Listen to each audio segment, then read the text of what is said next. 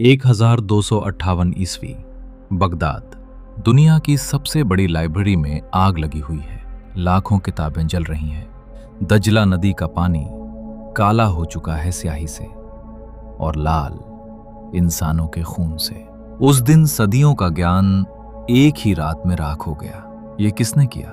मंगोलों ने। दुनिया की 5 सबसे खतरनाक सभ्यताओं में से एक। और आज हम आपको मिलवाने वाले हैं उन सभी 5 से, एक एक करके। तैयार हो? क्योंकि इतिहास का यह अध्याय बहुत खूनी है। कहानी शुरू होती है आज से लगभग 2800 साल पहले, मध्य पूर्व की एक जमीन जहां आज इराक है। उस जमाने में वहां एक साम्राज्य था जिसका नाम था असीरिया।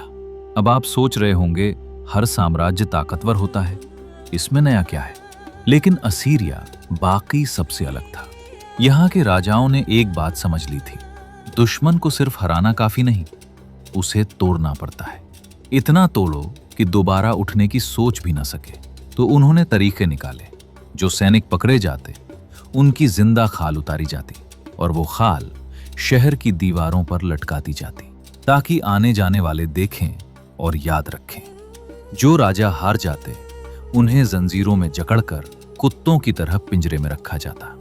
असीरियन राजा अशुरबनीपाल ने एक पत्थर पर लिखवाया था, मैंने उनके योद्धाओं को मछलियों की तरह काटा, उनका खून मैदान में नदी की तरह बहा। और यह सिर्फ शेखी नहीं थी।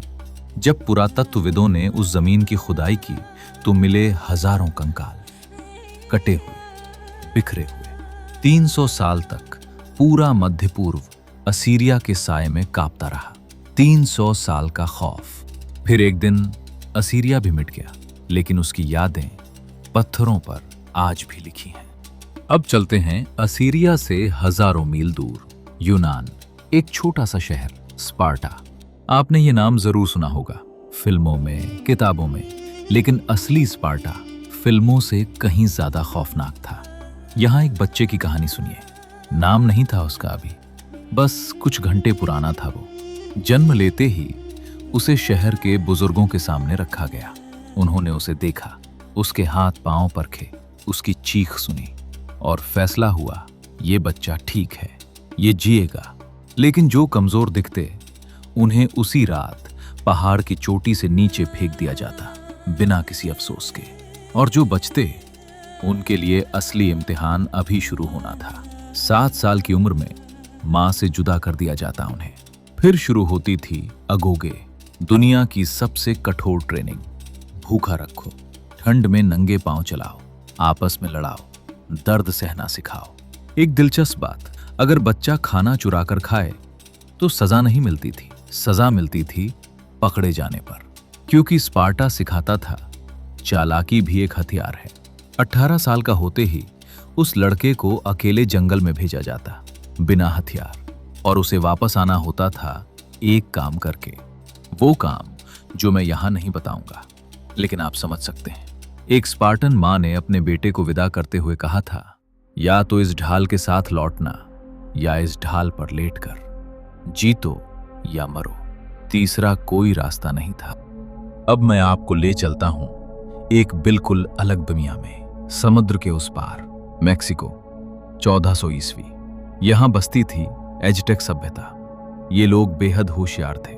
उन्होंने शहर बनाए, नहरें बनाई, कैलेंडर बनाया। लेकिन इनका एक विश्वास था, एक गहरा पक्का विश्वास। हर सुबह जब सूरज उगता है तो इसलिए नहीं कि वो उगता है, बल्कि इसलिए क्योंकि उन्होंने रात को देवताओं को खून चढ़ाया। और अगर एक दिन ये खून न चढ़े तो सूरज नहीं उगेगा, दुनिया अंधेरे में डूब जाएगी हमेशा के लिए। इस डर में हर साल हजारों इंसानों की बलि दी जाती। एक आदमी को पत्थर की वेदी पर लिटाया जाता, पुजारी आता, पत्थर का चाकू हाथ में, और फिर वो दिल सूरज देवता को अर्पित होता। 1487 में राजा अहुदजोतल ने एक मंदिर बनवाया। उसके उद्घाटन पर 4 दिन और 4 रातें 20,000 से ज्यादा लोगों की बलि दी गई। और सबसे हैरान करने वाली बात, लोग खुशी से नाच रहे थे, क्योंकि उनके लिए ये पाप नहीं था, ये सबसे बड़ी पूजा थी। आज हम इसे क्रूरता कहते हैं, लेकिन उन्होंने यही सोचकर किया कि वो दुनिया को बचा रहे हैं। याद है वो शुरुआत, बगदाद। 1258 ईस्वी। जलती किताबें, काली नदी। अब जानते हैं पूरी कहानी। 13वीं सदी में मंगोलिया के मैदानों से उठाए तूफान, जिसने पूरी दुनिया को हिला दिया। एक बच्चा पैदा हुआ जिसके हाथ में जन्म से ही एक खून का थक्का था।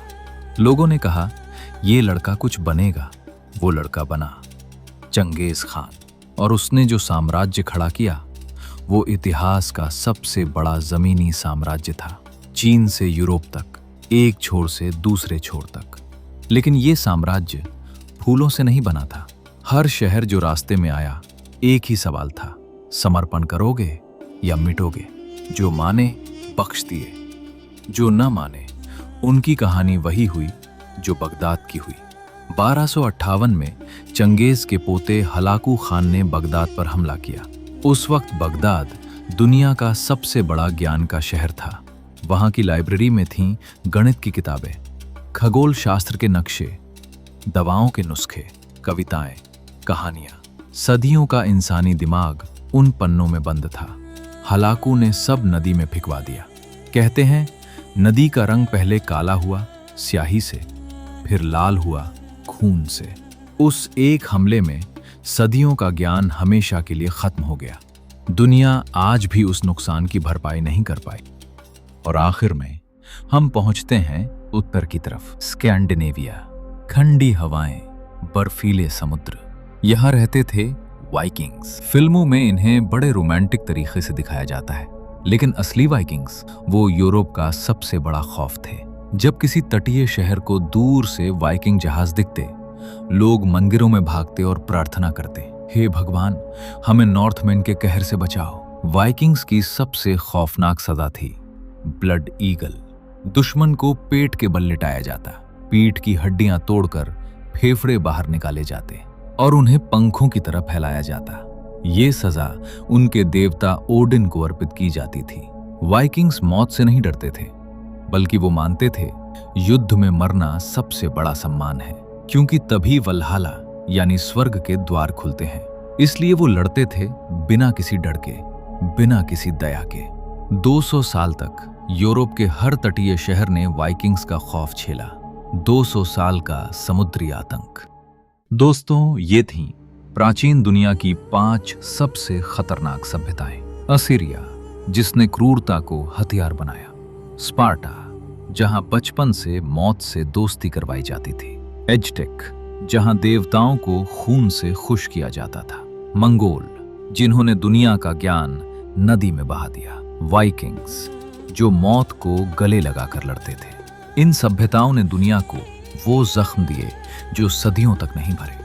लेकिन एक सवाल जरूर सोचना, क्या आज की दुनिया सच में इनसे बेहतर है या सिर्फ तरीके बदल गए हैं? अगर ये एपिसोड आपको पसंद आया तो लाइक करो, शेयर करो और सब्सक्राइब करो रेड अलर्ट हिंदी, क्योंकि हम वो कहते हैं जो इतिहास ने छुपाया।